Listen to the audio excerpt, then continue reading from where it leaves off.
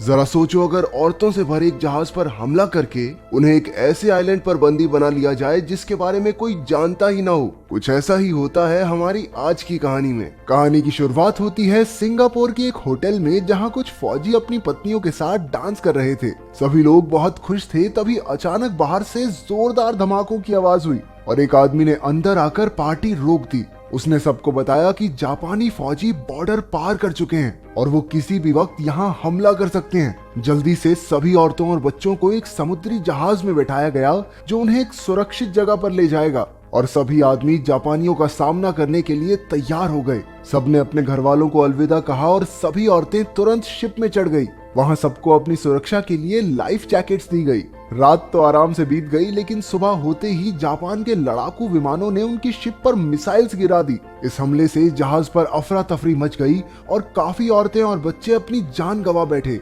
बचे खुचे लोग एक लाइफ बोट में बैठकर पास के टापू पर चले गए, लेकिन रोजमेरी, सूजन और एड्रियन नाम की 3 औरतें पानी में ही रह गई। वो तीनों बेचारी पूरा दिन तैरती रही और आखिरकार पास के टापू पर पहुंची। इसके बाद उन्होंने एक घना जंगल पार किया और अब तक वो पूरी तरह थक चुकी थी, लेकिन उन्होंने एक दूसरे से बात करके अपना जोश बनाए रखा। सबसे पहले उनकी नजर जापानी फौजियों पर पड़ी जो साइकिल पर जा रहे थे। आखिरकार जापानी फौज के कैप्टन तनाका ने उन्हें अपनी गाड़ी में लिफ्ट दी। रास्ते में एड्रियन ने कैप्टन से कहा कि उन्होंने औरतों और बच्चों के जहाज पर हमला करके अच्छा नहीं किया। जनेवा कन्वेंशन के हिसाब से युद्ध में औरतों और बच्चों पर हमला नहीं किया जा सकता, लेकिन कैप्टन ने कहा कि जापान ने तो कभी जनेवा कन्वेंशन को साइन ही नहीं किया। जब वो तीनों एक शहर में उतर गई तो अचानक एक जापानी फौजी ने रोजमेरी के गाल पर बिना बात के ही थप्पड़ जड़ दिया। फिर वो उन तीनों को घसीटकर और लोगों के बीच ले गया। पता चला कि असल में जो औरतें और बच्चे लाइफ बोट में बच गए थे,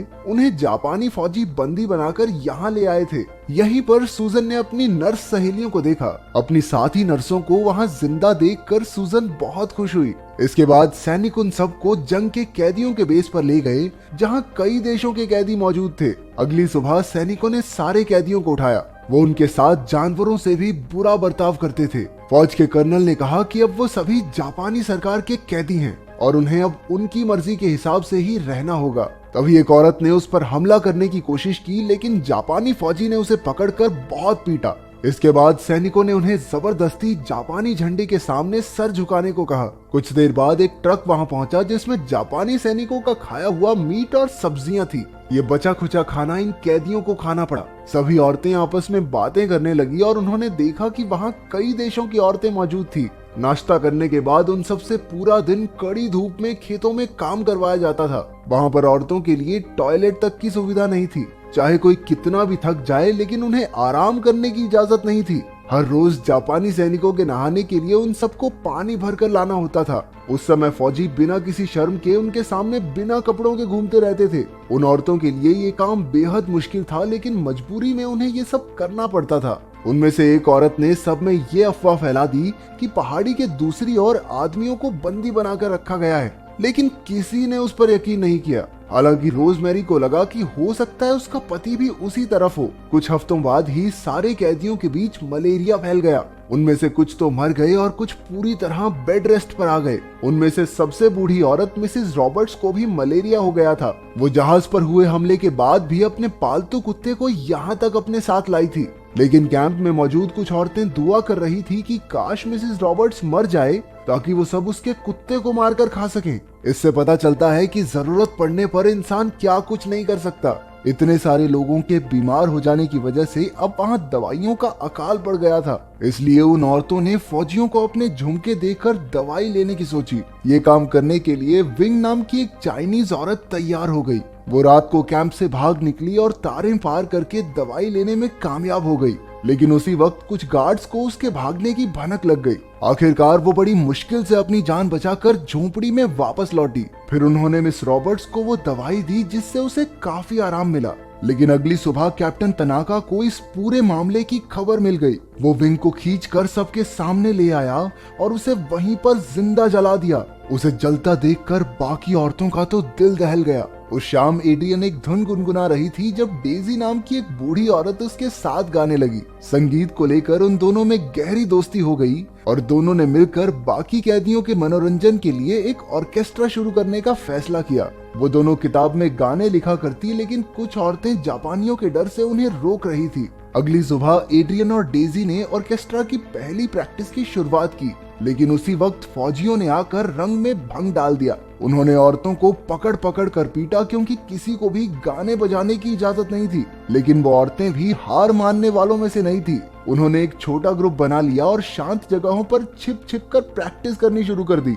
धीरे धीरे उन्होंने काफी गाने तैयार कर लिए। एक दिन अचानक सार्जेंट उनकी झोपड़ी में घुस आया और डेजी के पास पहुंचा। उसने डेजी को एक कागज दिया जिस पर कई लड़कियों के नाम लिखे थे। फौजी उन सबको पकड़कर एक ट्रक में डालकर अपने साथ ले गए। वो सब एक बंगले में पहुंचे जहां कई जापानी अफसर रहते थे। एक आदमी ने उन्हें समझाया कि उन सबको अपनी जिंदगी सुधारने के लिए एक मौका दिया जा रहा है। अगर वो इन अफसरों की रखैल बनकर रहने को तैयार हो जाएं, तो उन्हें मखमली बिस्तर, अच्छा खाना और रहने के लिए कमरा मिलेगा। ये सुनते ही कुछ औरतें तो गुस्से से आग बबूला हो गई, लेकिन कुछ ने मौके पर चौका मारकर अफसरों के साथ रहने में ही अपनी भलाई समझी। अब कई महीने बीत चुके थे, लेकिन जंग खत्म होने का नाम ही नहीं ले रही थी। धीरे धीरे कैंप में कई औरतों की मौत भी हो गई थी। एड्रियन ने सूजन और उसकी सहेलियों को उनके ऑर्केस्ट्रा में शामिल होने को कहा। एक दिन सूजन डॉक्टर वर्स्टैक के कैबिन में घुस गई और उसने देखा कि वो एक लाश के मुंह से सोने का दांत बाहर निकाल रही थी। पहले तो उसे लगा कि ये डॉक्टर बिल्कुल नीच हरकतों पर उतर आई है, लेकिन असलियत तो ये थी कि डॉक्टर जापानी फौजियों को सोना देकर दवाइयों का इंतजाम किया करती थी। डॉक्टर ने सूजन को भी ये काम सीखने को कहा, ताकि अगर वो कभी मारी भी गई तो कोई तो हो जो कैदियों की जान बचा सके। उस रात जब एड्रियन झोंपड़ी से बाहर निकली, तो एक सैनिक ने उसे पीछे से पकड़ लिया। उसने शराब पी रखी थी और वो एड्रियन का फायदा उठाना चाहता था, लेकिन एड्रियन ने अपनी इज्जत बचाने के लिए उसे कीचड़ में धक्का दे दिया। तभी बाकी फौजी वहां आ गए और उन्होंने एड्रियन पर बिना बात के एक फौजी पर हमला करने का इल्जाम लगाया। उसे पूरी रात एक पिंजरे में बंद करके रखा गया और सुबह होते ही सैनिक उसे कैप्टन तनाका के पास ले गए। उस सैनिक ने तनाका से झूठ कह दिया था कि उसने तो एड्रियन को सिर्फ इसलिए छुआ क्योंकि वो जापानी झंडे के सामने सर नहीं झुकाती थी। जब एड्रियन ने तनाका को सच बताने की कोशिश की, तो उसने उसे धक्का देकर जमीन पर गिरा दिया और जोर जोर से लाते मारने लगा। उधर बाकी औरतें कर्नल के ऑफिस में जाकर एड्रियन को रिहा करने की गुजारिश करने लगी। उन्होंने कहा कि जब गलती फौजी की थी तो एड्रियन को सजा क्यों मिले। पहले तो वो नहीं माना, लेकिन औरतों के बार बार कहने पर वो भी सोचने पर मजबूर हो गया और उसने एड्रियन को आजाद करवा दिया। एड्रियन की रिहाई की खुशी में औरतों ने ऑर्केस्ट्रा का पहला शो किया, जिसे देखते ही जापानी फौजियों की आंखें खुली की खुली रह गई। उन फौजियों को ऑर्केस्ट्रा रोकने के ऑर्डर्स दिए गए थे, लेकिन वो संगीत की धुन में इतना खो गए कि सारे ऑर्डर्स भूल गए। आखिर में कुछ ऑफिसर्स ने भी उन औरतों के लिए तालियां बजाई।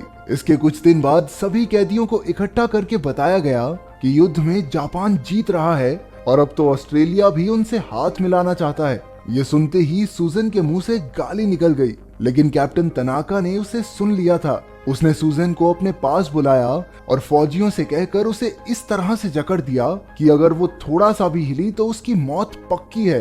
बेचारी सूजन कड़कड़ाती धूप में बिना पानी के कई घंटों तक वैसे ही बैठी रही। सैनिकों ने किसी को भी उसकी कोई मदद नहीं करने दी। पूरे 24 घंटे बीत गए और कैप्टन उसके पास आया। उसकी जीने की इच्छा देखकर वो काफी इम्प्रेस हुआ और आखिरकार उसने सूजन को छोड़ दिया। अब तो हर रात को औरतें कर्नल और सार्जेंट के लिए ऑर्केस्ट्रा परफॉर्म करती थी और इतने दिन से उन्हें लगातार सुनकर वो लोग भी उनके फैन हो गए थे। उन्होंने तो औरतों को इनाम के तौर पर 2 साबुन की टिक्कियां भी दी। वाह, कितने दयालु लोग हैं ये। उन औरतों को वहां आए हुए पूरे 2 साल बीत चुके थे। एक दिन उन सबको एक अलग जगह पर ले जाया गया जहां और भी कम सुविधाएं थी। दरअसल सच्चाई तो ये थी कि जापान युद्ध में हार रहा था। अब उनके पास अपने सैनिकों तक के लिए खाना नहीं बचा था, तो कैदियों की तो बात ही क्या है। दूसरी जगह जाते हुए रोजमेरी की नजर उन कैदियों पर पड़ी जिन्हें जापानी फौजी बंदी बना के ला रहे थे। उनमें से एक उसका पति भी था, जिसे देखकर वो हैरान रह गई।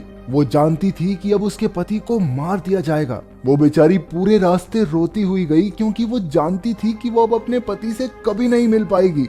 नई जगह पर पहुंचकर उन सबको टूटे फूटे घरों में बिना गद्दों के रहना पड़ा। वहां पर खाने के लिए भी बहुत कम राशन आता था, इसलिए औरतों को जंगली सांप और जानवर खाकर अपना गुजारा करना पड़ता। इस दयनीय हालत में रहने की वजह से कई औरतें बहुत बीमार हो गई।